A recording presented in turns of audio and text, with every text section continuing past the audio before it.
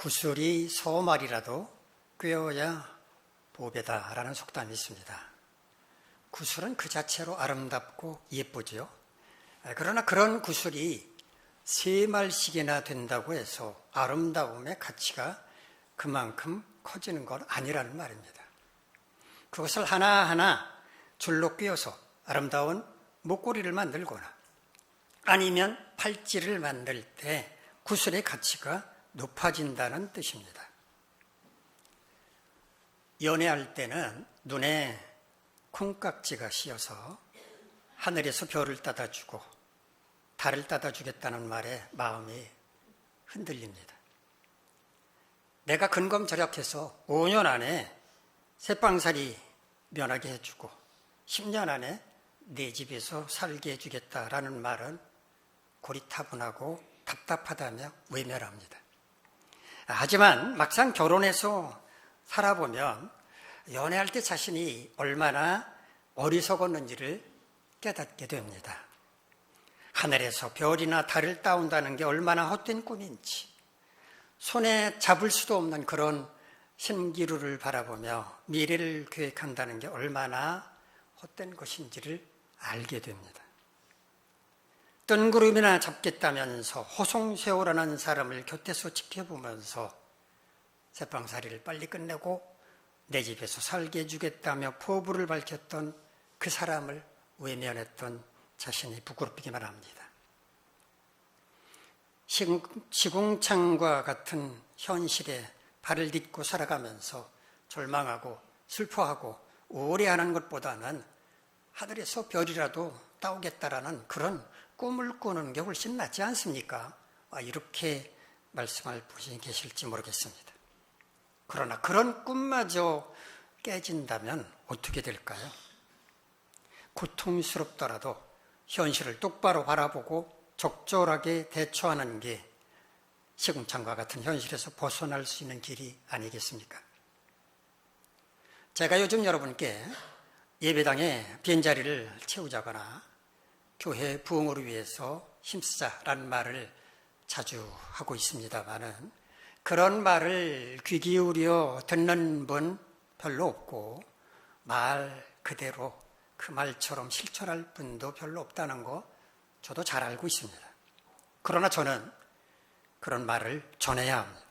그게 주님의 명령이기 때문입니다. 우리가 계속 이런 말에 귀를 기울이지 않고 외면한다면 이 땅 위의 교회는 점점 힘을 잃어갈 게 불을 보듯 뻔하고 언젠가는 흔적도 찾기 어려울지도 모르기 때문입니다. 비가 내리지 않고 폭염과 가뭄이 계속된다면 아무리 물로 가득한 저수지라고 할지라도 물은 점점 말라가기 시작할 것입니다. 저수지의 물은 어떻게 말라갑니까? 얕은 곳, 가장자리로부터 마르기 시작해서 점점 깊은 곳으로 말라 들어갈 것입니다. 그리고 마침내 바닥을 드러낼 것입니다. 이 땅에 있는 교회는 어떻게 사라져갈까요? 인구는 점점 줄어들고 고령화는 급속도로 진행되니 규모가 작은 교회부터 어려움을 겪게 될 것입니다. 그렇다고 규모가 큰 교회는 아무 문제가 없을까요? 규모가 작은 교회보다는 나을지 모르겠지만 언젠가 큰 교회도 타격을 받게 될 것입니다. 연못에서 살아가던 작은 물고기가 죽으면 큰 물고기들이 연못을 휘저으면서 행복하게 살아갈까요? 그렇지 않습니다. 작은 물고기가 죽은 사체가 썩으면서 연못은 오염되고 그 연못에는 아무것도 살 수 없게 될 것입니다. 우리가 복음을 전해야만 하는 이유는 죄로 말미암아 죽어갈 영혼들을 구원하기 위해서입니다. 한 영혼이라도 더 구원받아서 천국에 들어가게 하려는 것입니다. 또한 교회가 이 땅에 존재하고 있어야 할 이유를 세상에 알려주기 위해서입니다. 그러므로 우리는 의기의식을 갖고 절박한 심정으로 복음을 전하는 데 최선을 다해야 하는 겁니다. 하지만 우리는 언제까지나 복음을 전할 수는 없습니다.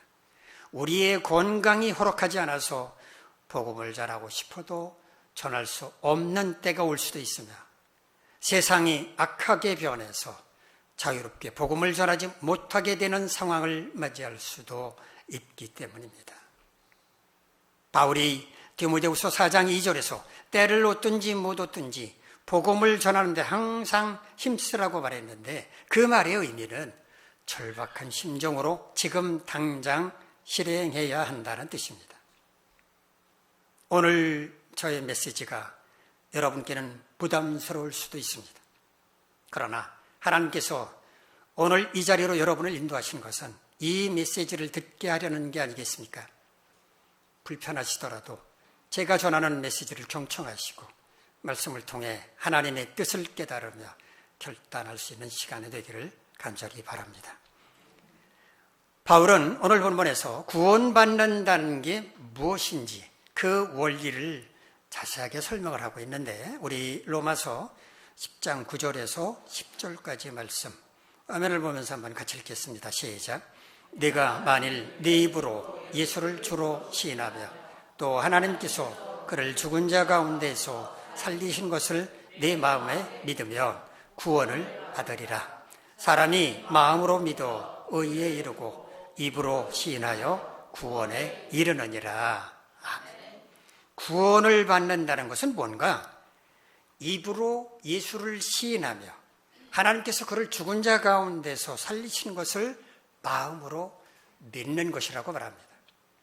구원을 받기 위한 두 가지 조건을 말해 주었는데, 입으로 시인하는 것과 마음으로 믿는 것입니다.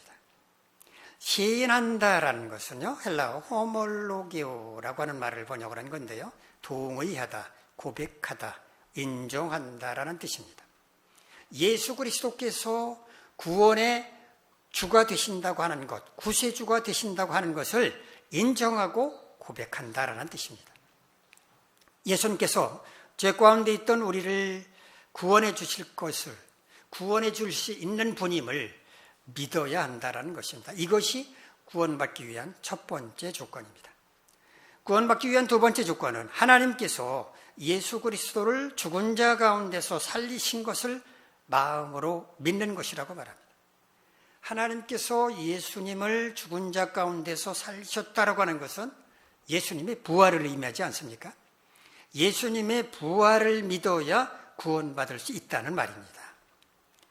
왜 예수님의 부활이 중요할까? 만약 예수님께서 우리의 죄를 대신 짊어지시고 십자가에 못 박혀 죽는 그것으로 끝이 났다면 우리의 구원은 무슨 의미가 있겠습니까? 천국도 영생도 보장받을 수 없을 것입니다. 그런데 예수님이 부활하심으로써 이 모든 게 가능해졌습니다. 그래서 하나님께서 예수님을 다시 살리신 사건을 마음으로 믿어야 구원받을 수 있다고 말하는 것입니다. 이렇게 어떻게 해야 구원을 받을 수 있는지를 설명한 바울은 구원받은 자가 누리게 될 은혜가 무엇인지를 말해주고 있는데요. 우리 로마서 10장 11절로 12절까지 말씀 함께 읽겠습니다. 시작. 성경에 이르되 누구든지 그를 믿는 자는 부끄러움을 당하지 아니하리라 하니 유대인이나 헬라인이나 차별이 없습니다. 한 분이신 주께서 모든 사람의 주가 되사 그를 부르는 모든 사람에게 부요하시도다. 아멘. 누구든지 그를 믿는 자는 부끄러움을 당하지 않을 것이다 라고 성경에 기록되었다고 말하고 있죠.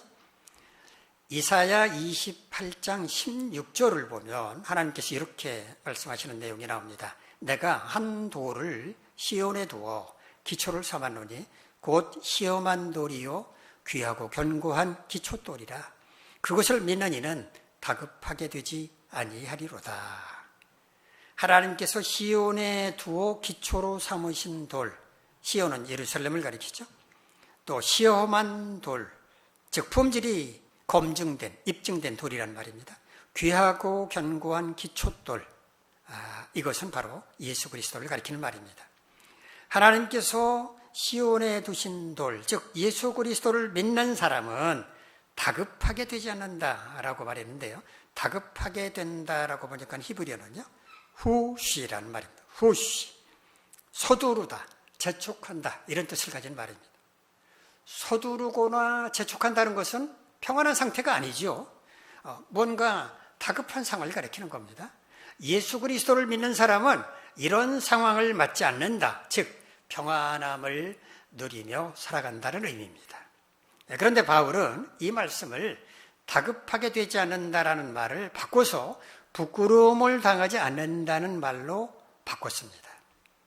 부끄러움을 당하지 않는다라고 번역한 헬라어는요, 카타이 스퀴노라는 말인데 수치를 당하다, 모욕을 당한다라는 뜻입니다. 예수 그리스도를 믿음으로 말미암아 심판을 받지 않게 된다라는 의미입니다. 그렇다면 이런 구원의 은총은 누가 받아 누릴 수 있는가? 유대인이나 헬라인이나 차별이 없다고 말합니다. 예수 그리스도는 모든 사람의 주가 되시기 때문이라는 겁니다. 그를 부르는 모든 사람에게 부요하시다라고 말하는데, 그를 부른다는 것은 예수 그리스도를 구세주로 믿고 영접한다라는 의미입니다.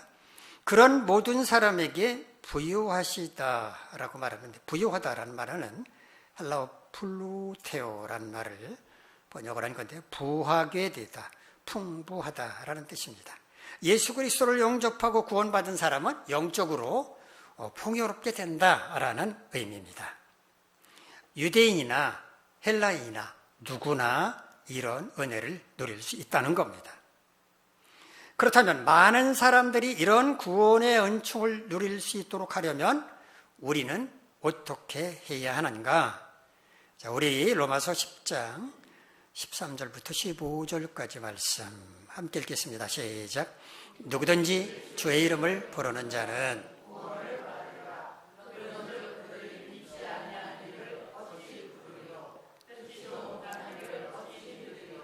전파하는 자가 없이 어찌 들으리요? 보내심을 받지 아니하였으면 어찌 전파하리요? 기록된 바 아름답도다. 좋은 소식을 전하는 자들의 발이여함과 같으니라. 누구든지 주의 이름을 부르는 자는 구원을 받는다. 이 말은 요엘서에 나오는 말씀이죠. 요엘 2장 32절 말씀을 인용한 것인데, 요엘은 누구든지 여호와의 이름을 부르는 자는 구원을 받을 것이라고 말했습니다. 그런데 바울은 여호와를 주님으로 바꾼 겁니다.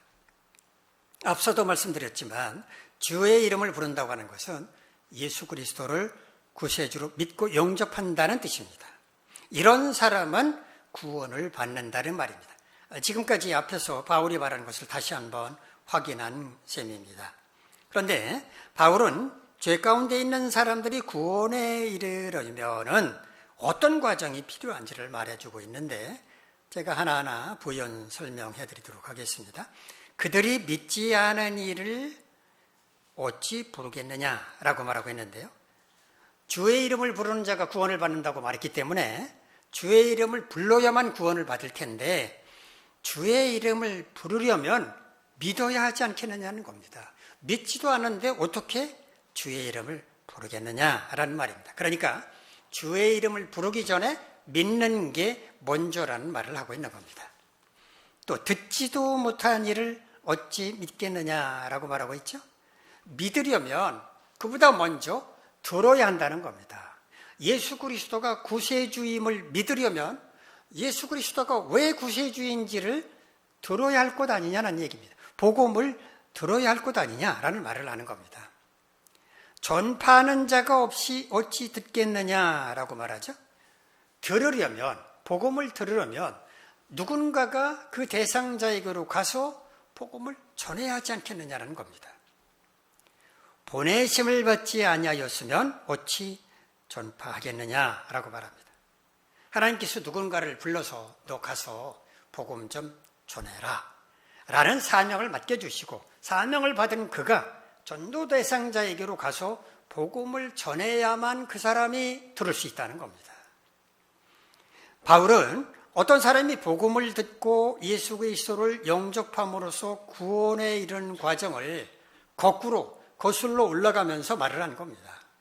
예수 그리스도를 구주로 믿고 고백하려면 복음을 들어야 하고, 복음을 들으려면 누군가 와서 복음을 전해줘야 하며, 복음을 전해주는 그 사람은 사명을 받고 그 전도 대상자에게로 가서 복음을 전해줘야 하지 않겠느냐라는 겁니다. 그 과정을 거꾸로 거슬러 올라가면서 설명을 해준 겁니다. 그런 다음에 바울은 이사야 52장 7절 말씀을 인용했습니다. 좋은 소식을 전하며 평화를 공포하며, 복된 소식을, 좋은 소식을 가져오며 구원을 공포하며, 시온을 향하여 이르기를 네 하나님이 통치하신다 하는 자의 산을 넘는 발이 어찌 그리 아름다운가. 예루살렘에 외곽 초소를 지키고 있던 파수꾼은 어느 날 예루살렘으로 오고 계시는 하나님을 발견하게 됩니다.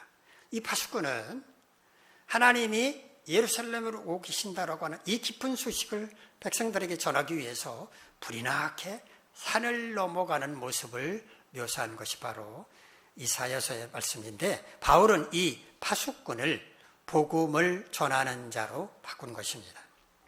좋은 소식, 즉 복음을 전하기 위해 대상자에게로 달려가는 그 발걸음이 얼마나 아름다우냐고 말하고 있습니다. 죄 가운데 있던 어떤 사람이 구원을 받기 위해서는 복음을 들어야 하고 예수 그리스도를 구세주로 영접해야 합니다. 그런데 이 과정에서 가장 중요한 역할을 하는 것은 구원받아야 할 대상자에게로 가서 복음을 전하는 바로 그 사람입니다. 바울은 오늘 본문에서 이런 역할을 하는 사람을 좋은 소식을 전하는 사람이라고 말했습니다. 자, 그렇다면 우리가 구원받아야 할 대상자에게 좋은 소식을 전하는 사람이 되려면 어떻게 해야 할 것인지 생각을 해보도록 하겠습니다. 첫 번째는 하나님의 마음을 품어야 합니다. 어떤 하나님의 마음일까요? 죄로 말미암아 심판받고 멸망에 이르게 될 한 영혼을 불쌍히 여기는 긍휼의 마음입니다. 그가 구원받아 의로운 하나님의 자녀가 되어 천국에서 영생을 누리기를 바라시는 사랑의 마음입니다. 이런 마음을 품을 때 좋은 소식을 전한 사람이 될 수 있습니다. 여러분 생각에는 예수를 믿은 지 오래된 사람하고 또 얼마 되지 않은 사람 가운데 누가 전도를 잘할 거라고 생각을 하십니까? 아무래도 신앙 경륜이 좀 풍부해야 하니까 예수 믿은 지 오래된 사람일까요? 전도에 관한 통계를 조사한 결과에 따르면 전도를 가장 많이 하는 성도는 예수를 믿은 지 오래된 사람이 아니고 1년 6개월 미만 된 사람이라고 합니다. 어떻게 예수를 믿은 지 얼마 되지도 않은 사람이 전도를 가장 많이 하는지 궁금하지 않으십니까? 이런 사람들은 감격이 넘치기 때문이라고 합니다. 어떤 감격일까요? 예수님께서 내 죄를 용서해 주셨다는 감격, 예수님으로 말미암아 나는 구원받았다라고 하는 감격입니다. 이런 뜨거운 감격을 가지고 사람들에게 와서 예수님을 믿으세요 라고 열정적으로 권하다 보니까 전도를 많이 하게 되는 것입니다. 그렇다면 예수를 믿은 지 오래된 사람, 신앙 경륜이 풍부한 사람들 왜 전도하지 않는 걸까요? 단순하게 생각하지 않고 복잡하게 생각하기 때문입니다. 누군가에게 다가가서 예수 믿고 구원받으세요 이렇게 권하면 당신 얼굴 보니까 구원받고 싶은 생각이 딱 사라졌어. 혹시라도 이런 말을 들을지 못한다는 두려움 때문에 나 자신도 똑바로 신앙생활하고 있지 않은데 누구에게 가서 예수 믿고 구원받으라고 말을 하겠어 라고 자책하기 때문입니다. 아무리 생각해봐도 자신은 여러 모양으로 부족한 게 많아서 다른 사람에게 예수 믿으라는 말을 하지 못하겠다는 겁니다. 자신은 누군가에게 복음을 전하기에는 부족한 사람이라고 생각하는 거, 이거 겸손일까요? 우리 스스로 의로워지려고 애쓰는 게 옳은 것일까요? 우리가 의로웠기 때문에 구원받은 겁니까? 아닙니다. 우리는 죄인이었지만 하나님께서 우리의 죄를 용납하시고 의롭다고 선언해 주셨기 때문입니다. 비록 우리는 주님의 은혜로 구원받았다고는 하지만 끊임없이 의로워져야 할 부족한 존재에 불과합니다. 전도는 완전한 사람이 하는 게 아닙니다. 우리는 여러 모양으로 부족하기 짝이 없지만 성령을 의지해서 담대하게 복음을 전하는 것입니다. 다만 우리는 하나님의 마음을 품어야 합니다. 죄로 말미암아 심판받고 멸망에 이르게 될 한 영혼을 불쌍히 여기려는 긍휼의 마음, 그가 구원받고 의로운 하나님의 자녀가 되어 천국에서 영생을 누리길 바라는 사랑의 마음입니다. 두 번째, 복음을 전할 전도 대상자를 정한 뒤에는 먼저 그를 위해 기도부터 시작해야 합니다. 복음을 전하는 것은 영적인 일입니다. 영적인 일에는 마귀의 방해가 아주 극심합니다. 존 버년이 쓴 철로 역정을 보면 주인공 크리스천이 전도자로부터 좁은 문으로 가라는 안내를 받게 됩니다. 좁은 문을 찾아서 가는 과정에 여러 가지 시험을 만났지만 이겨내죠. 그리고 절망의 깊은 늪에도 수렁에도 빠졌지만 간신히 빠져나왔습니다. 율법주의자를 찾아가다가 죽을 위험을 겪는 등 여러 가지 우여곡절을 겪다가 마침내 좁은 문 앞에 도착을 했습니다.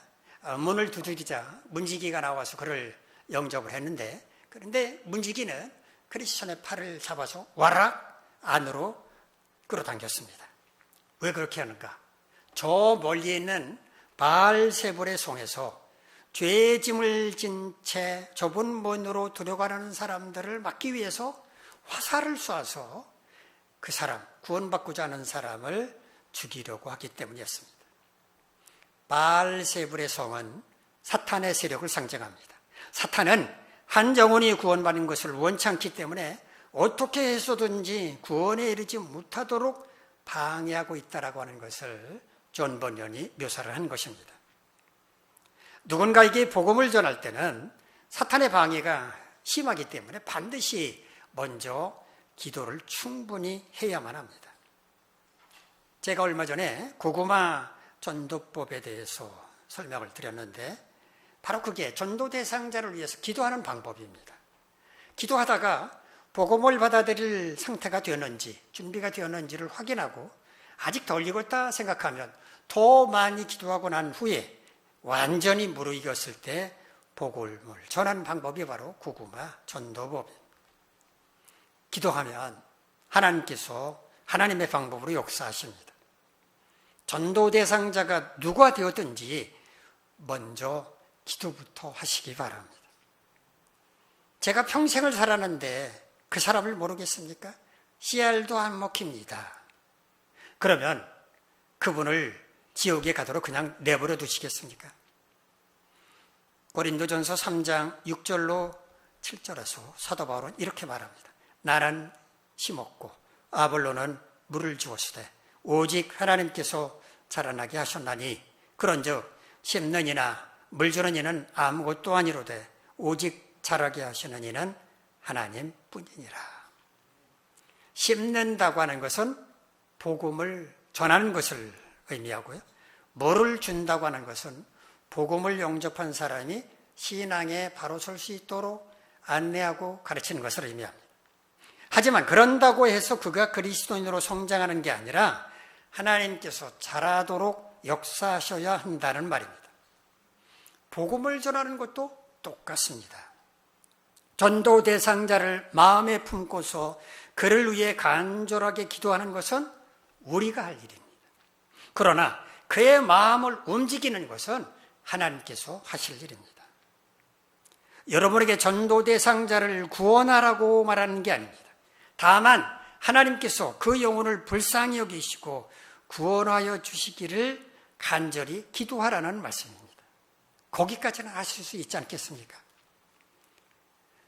세 번째, 분위기가 무르익었다고 판단될 때 전도 대상자에게 다가가서 좋은 소식, 복음을 전함으로써 그가 복음을 영접하고 구원에 이를 수 있도록 해야 합니다.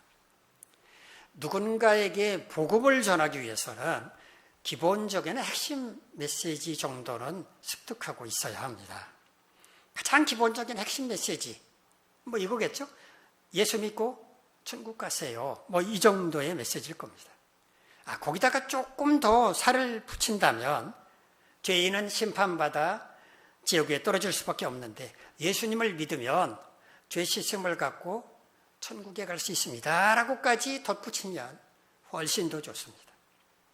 그런데 이것보다는 조금 더 논리적으로 접근하려면 대학생 선교회 CCC라고 그러죠. 캠퍼스 크루세이드 for Christ. CCC가 만든 사형리 전도법이라는 게 있습니다. 사형리란 네 가지의 영적인 원리라는 뜻입니다. 네 가지의 원리를 하나하나 설명해 가면서 복음의 핵심 메시지를 전달하는 방법입니다. 간단하게 설명을 드리면 이런 겁니다. 제1원리. 하나님은 당신을 사랑하시며 당신을 위한 놀라운 계획을 갖고 계십니다. 하나님은 당신을 사랑하셔서 독생자를 이 땅에 보내주시고 그를 영접하고 믿으면 구원을 받게 하셨습니다. 영생을 누리며 풍성한 삶을 살게 하셨습니다. 그런데 사람들은 하나님의 이런 사랑과 계획을 모릅니다. 그리고 이 원리로 넘어갑니다. 제2원리. 사람은 죄에 빠져 하나님으로부터 떠나 있어서 하나님의 사랑과 계획을 알 수 없습니다.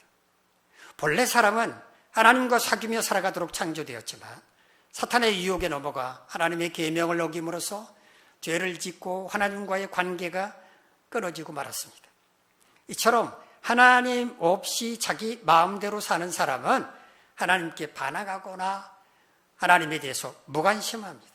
이게 죄인의 모습입니다. 사람들은 선행이나 자기 힘으로 풍성한 삶을 살고자 애쓰지만 그럴수록 하나님과의 관계는 점점 벌어집니다. 그리고 제3원리로 넘어갑니다. 제3원리. 예수 그리스도만이 사람의 죄를 해결할 수 있는 유일한 길이며 그분을 통하여 하나님의 사랑과 계획을 알 수 있고 그것을 체험할 수 있습니다. 예수 그리스도는 죄인인 우리를 대신해 십자가에서 죽으셨고 장사 지낸 지 사흘 만에 다시 살아나셨습니다. 예수 그리스도께서는 내가 곧 길이요 진리요 생명이니 나로 말미암지 않고는 아버지께로 올 자가 없다고 말씀하셨습니다. 그리고 제4원리로 넘어갑니다. 제4원리. 우리는 개인적으로 예수 그리스도를 나의 구주, 나의 하나님으로 영접해야 합니다. 그러면 우리는 우리 각 사람에 대한 하나님의 사랑과 계획을 알게 되며 또 그것을 체험하게 됩니다. 4원리까지 설명을 드렸는데 이렇게 말씀하실 분이 계실 것 같아요. 아이고 그렇게 어려운 거를 어떻게 외워가지고 그거 다 합니까? 그걸 외워가지고 하는 게 아닙니다. 사형리라고 하는 조그만 책자가 있습니다. 이 책자를 보면서 1원리부터 제4원리까지 전도 대상자와 함께 보면서 읽어가는 겁니다. 성경 말씀도 그 안에 있고요. 제가 말씀드린 그 원리 말하는 것들이 다 그 안에 있습니다. 같이 읽어가면서 설명을 하니까 그렇게 어렵지가 않습니다. 어떤 방법을 사용하셔도 상관이 없습니다. 간단한 메시지만을 전하시든지 아니면 논리적으로 누군가를 설득을 해서 영접하게 하든지 그건 관계는 없습니다만 이런 방식으로 복음을 전하는 것이 어렵다. 그러면 어떻게 하느냐? 그 사람을 직접 데리고 예배당에 나오시면 됩니다. 아무튼 전도 대상자를 그대로 내버려 두지 말고 구원에 이르도록 인도하는 것이 중요한 겁니다. 우리나라 전체 인구 가운데 기독교인, 여기서 말하는 기독교인은 개신교와 가톨릭을 포함합니다. 기독교인은 약 20%로 추산하고 있습니다. 그러므로 10명 가운데 8명 정도는 구원받아야 할 대상이라는 말이 됩니다. 하지만 이 8명 가운데는 타 종교인도 있죠. 불교 신자도 포함되어 있을 것이므로 불교 신자에게 가서 복음을 전한다는 것은 현실적으로 어렵기 때문에 실제로 전도 대상자는 8명보다는 적다고 봐야 할 겁니다. 현재 우리나라의 기독교는 성장이 원치 없고 정체 혹은 쇠퇴하고 있다고 보는 게 정확합니다. 더구나 현재 기독교 신앙을 가진 분들의 연령대가 전반적으로 높은 상황이기 때문에 이분들이 세상을 떠나게 되는 날, 그 감수세는 더 두드러질 것이 뻔합니다. 기독교가 성장하려면 어떻게 해야겠습니까? 구원받아야 할 대상자들 가운데서 기독교를 자기 종교로 선택하는 사람들이 많아지게 해야 합니다. 이론적으로는 그것밖에는 다른 방법이 없습니다. 사도 바울은 오늘 본문에서 좋은 소식, 즉 복음을 전하기 위해 대상자에게로 달려가는 그 발걸음이 얼마나 아름다우냐고 말했습니다만은 오늘 우리에게는 그런 정도가 아니고 매우 절박합니다. 그 발걸음이 멈추게 되면 기독교의 미래 또한 어두워지기 때문입니다. 우리가 구원받아야 할 대상자에게 좋은 소식을 전하는 사람이 되려면 어떻게 해야 합니까? 첫 번째, 하나님의 마음을 품어야 합니다. 죄로 말미암아 심판받고 멸망하게 될 한 영혼을 불쌍히 여기는 긍휼의 마음, 그가 구원받아 의로운 하나님의 자녀가 되어 천국에서 영생을 누리길 바라는 사랑의 마음입니다. 두 번째, 복음을 전할 전도 대상자를 정한 뒤에는 먼저 그를 위해 기도부터 시작해야 합니다.